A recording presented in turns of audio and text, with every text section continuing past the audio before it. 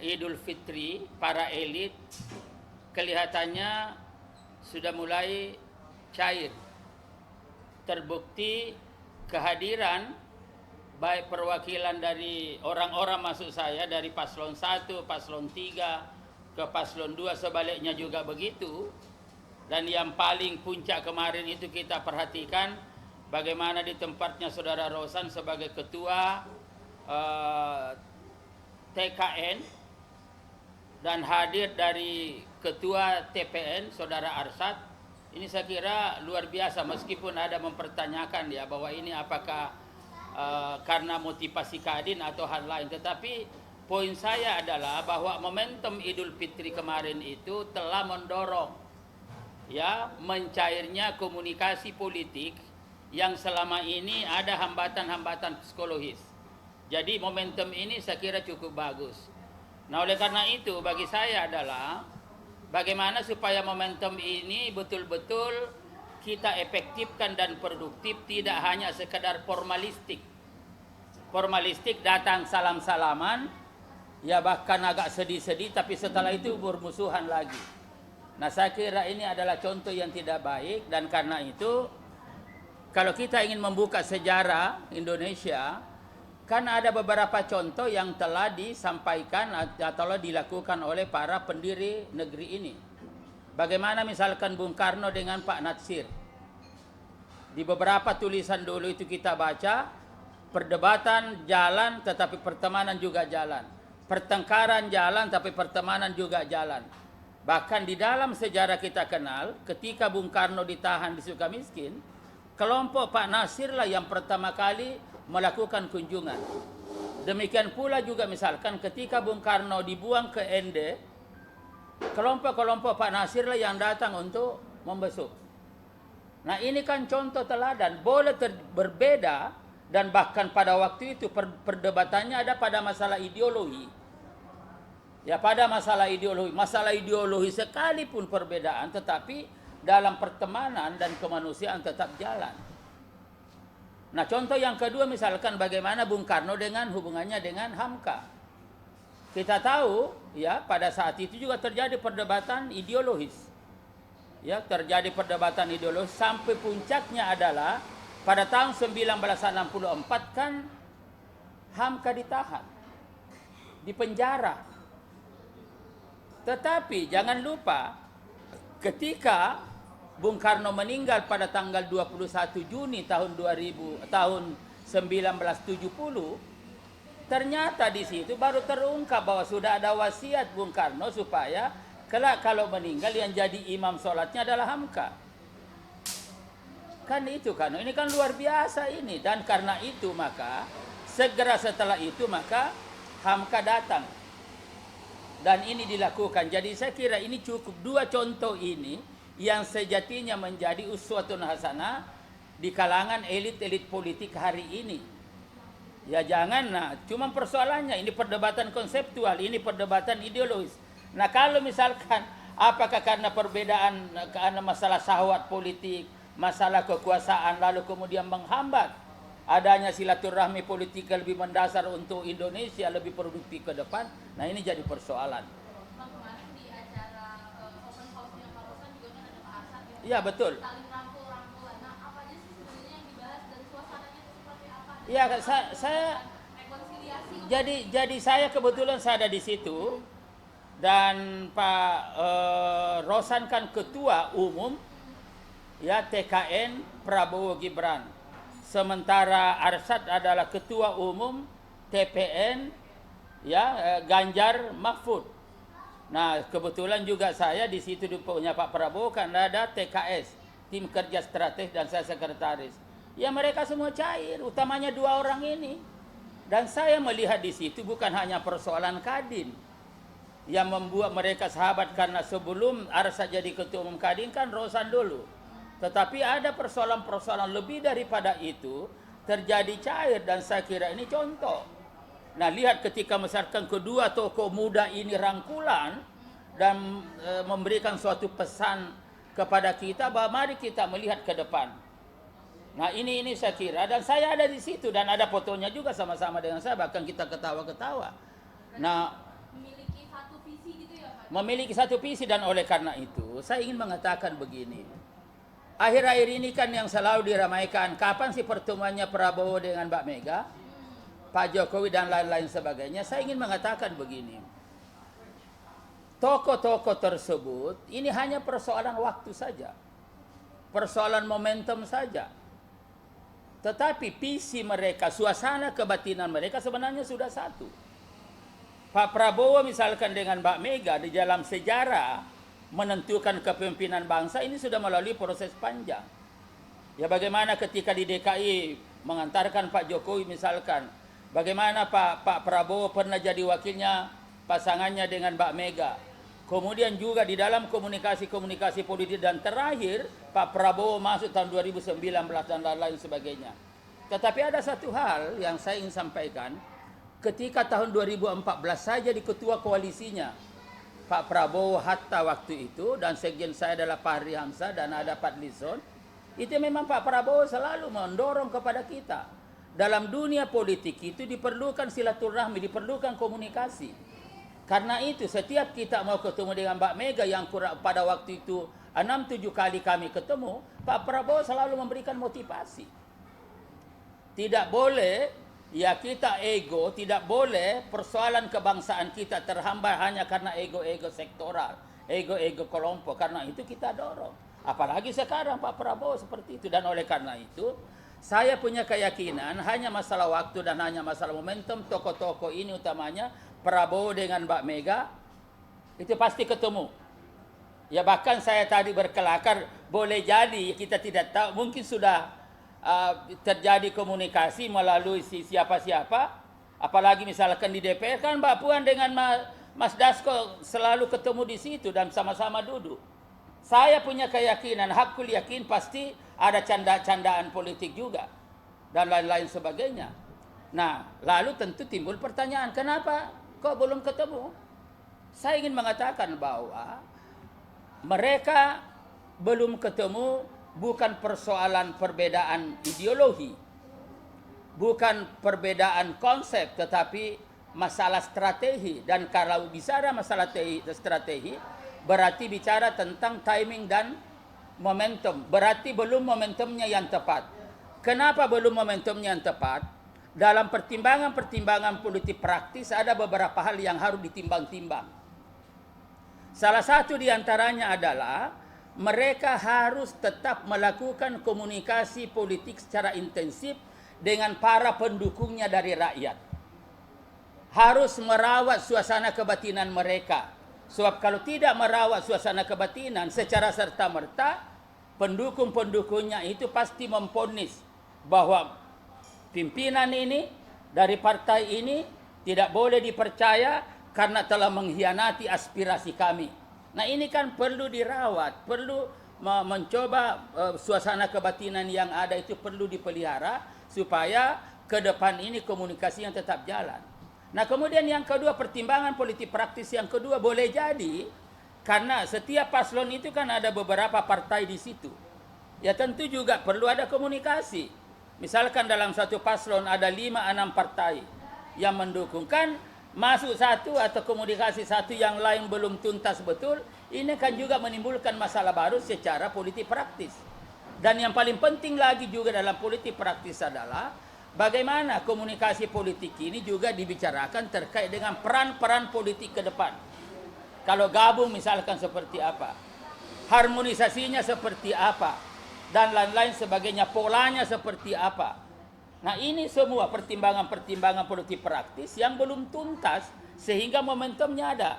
Yang keempat, belum lagi misalkan tahapan hukum, ya gugatan atau usulan di MK ini masih jalan dan menunggu tanggal 22 April misalkan. Ini semua pertimbangan-pertimbangan yang harus dijadikan dasar untuk menentukan apakah sudah timingnya atau momentumnya sudah tepat atau tidak. Karena kalau kita bicara tentang strategi politik, itu bukan bicara masalah salah benar, tetapi bicara efektif atau tidak efektif. Saya punya keyakinan mereka-mereka ini masih berpandangan belum saatnya. Ya, tetapi bukan berarti tidak. Nah, ini saya kira yang yang pokok ya, jadi itu. Nah, kemudian tentu juga ada yang bertanya ini. Ya, saya sebagai sekretaris TKS kemarin di Prabowo Gibran ini, itu ada yang bertanya bagaimana proses yang ada di Mahkamah Konstitusi. Seberapa jauh keyakinannya? Saya ingin mengatakan begini. Baik secara faktual, secara rasional, dan secara norma hukum. Norma hukum, kita tidak bicara etika, kita bicara norma hukum. Dari 3 pertimbangan itu, saya berkeyakinan bahwa usulan atau gugatan mereka itu ditolak. Saya punya keyakinan itu dengan pertimbangan rasional, fakta, dan norma-norma hukum. Ya memang ada desakan dari mereka supaya Mahkamah Konstitusi memiliki keberanian untuk mengambil terobosan hukum. Pertanyaan saya, apakah kalau mengambil terobosan hukum ini menyelesaikan masalah? Saya berpandangan bahwa dalam perspektif politik praktis itu justru menimbulkan masalah baru, bahkan bisa memicu terjadinya gerakan-gerakan lain yang tidak boleh terjadi. Dan oleh karena itu, tentu ada mengatakan usulannya apa, biar konkret don. Usulan saya adalah berdasarkan pertimbangan rasional, faktual, dan norma ditolak, tetapi narasi-narasi yang dibangun oleh teman-teman, pikiran-pikiran yang ada, dan tentu juga ada fakta-fakta lapangan meskipun sangat terbatas, itu dijadikan dasar sekaligus momentum untuk apa? Untuk melakukan penataan sistem ketatanegaraan kita ke depan, untuk melakukan penataan sistem pemerintahan kita ke depan, untuk melakukan penataan sistem politik kita ke depan.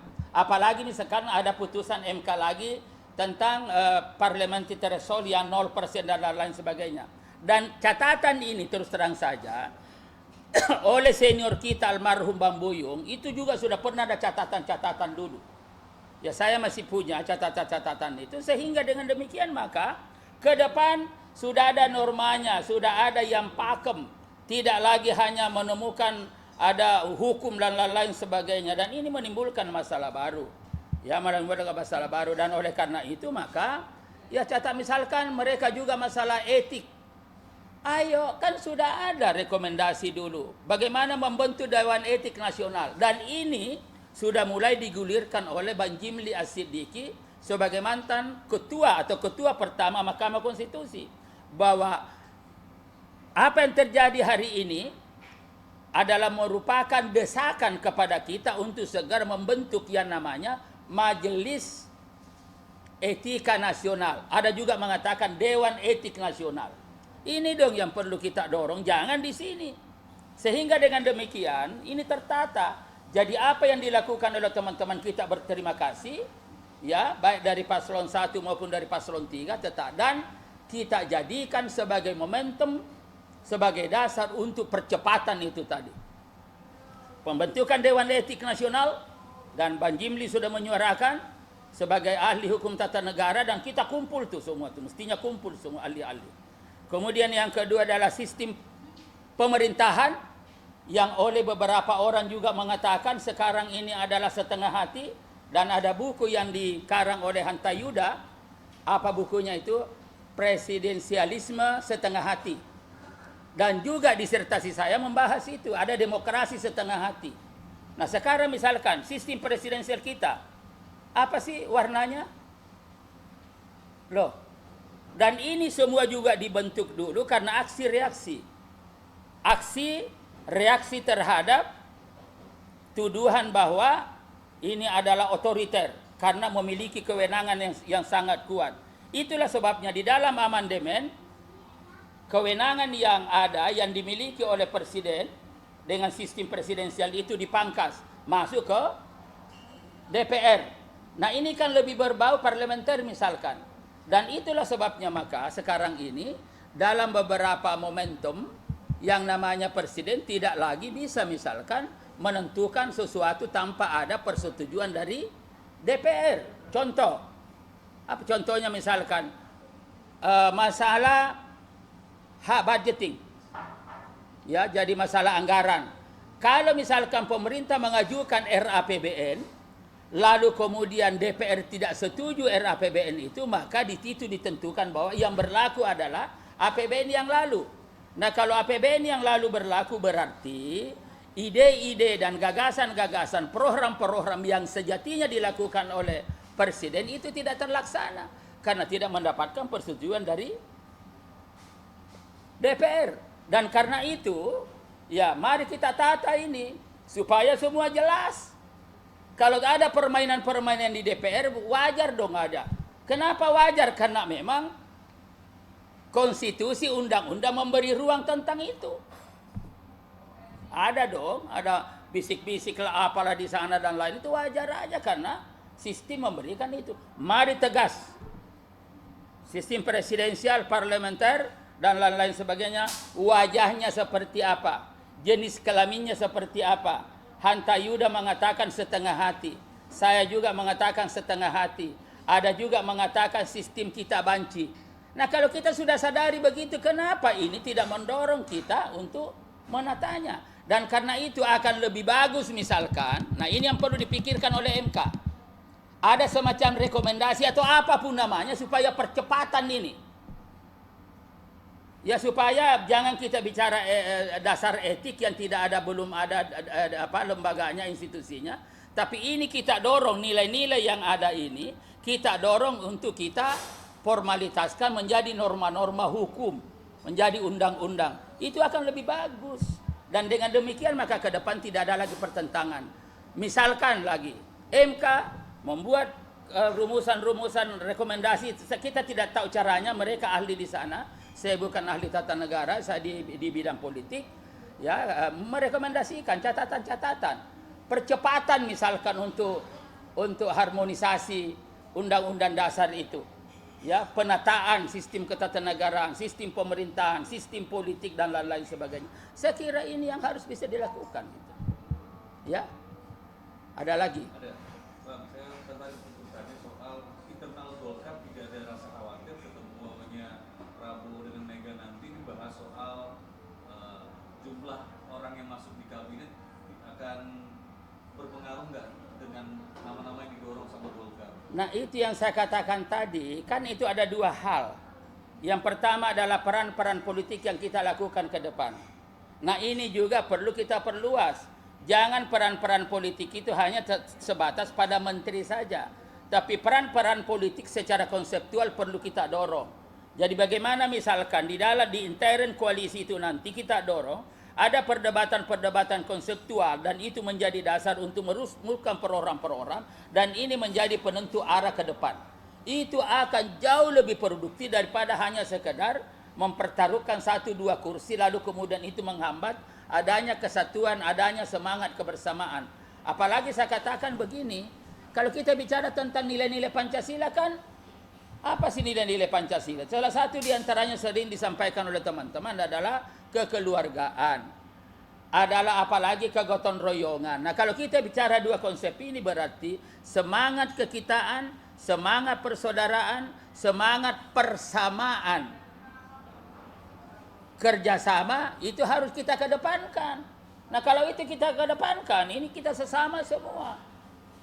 Gitulah. Pertegas saja, Golkar tidak khawatir pertemuan Prabowo Mega ini mempengaruhi kurangnya jatah kursi Golkar. Lalu saya kira ini kan semua nanti pasti secara politik praktis kan sudah ada hitung-hitungannya semua. Ya, karena ada semua, dan sekali lagi saya katakan, ya peran-peran yang sudah yang diproyeksikan akan dilakukan dan tentu sudah ada pembicaraan-pembicaraan sebelumnya, tentu tidak akan mengganggu misalkan seperti itu. Nah, inilah yang perlu nanti ketemu, sehingga ketemu misalnya Pak Prabowo dengan Mbak Mega, yang sekali lagi saya katakan suasana kebatinannya sudah satu, ya tinggal masalah momentum dan pertimbangan politik praktis tadi itu ada 4 hal. Ya setelah itu selesai, saya punya keyakinan ketemu. Ya, dan tidak masalah antar Pak Prabowo, dan ketika dulu saya ketua koalisinya, Pak Prabowo selalu mendorong-dorong kok untuk ketemu, apalagi sekarang beliau sendiri sudah jadi presiden terpilih, pasti